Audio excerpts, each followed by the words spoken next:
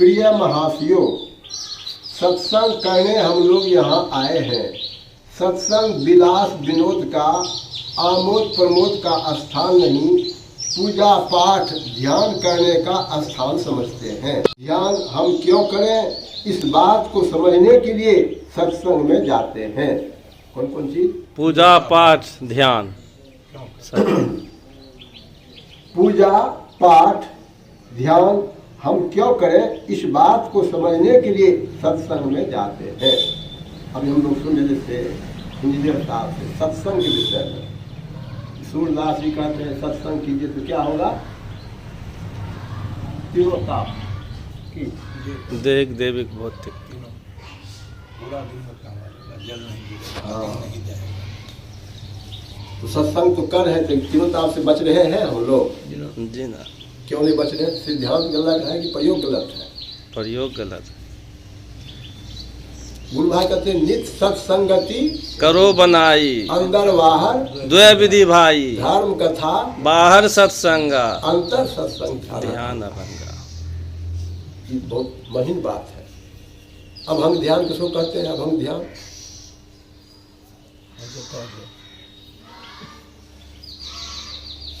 अब हम जो भंग नहीं है उसको कहते हैं स्वस्थ हृदयानुसंधान कहते हैं।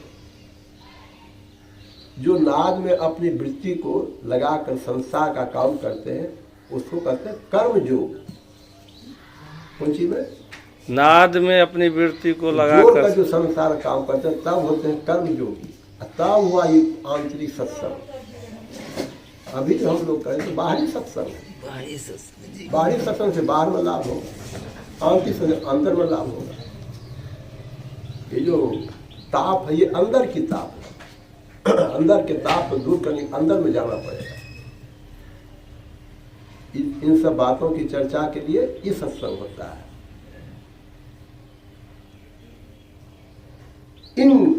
इस बात को समझने के लिए सत्संग में जाते हैं और हम लोग पूजा पाठ करें। इन्हीं दो बातों के लिए सत्संग है।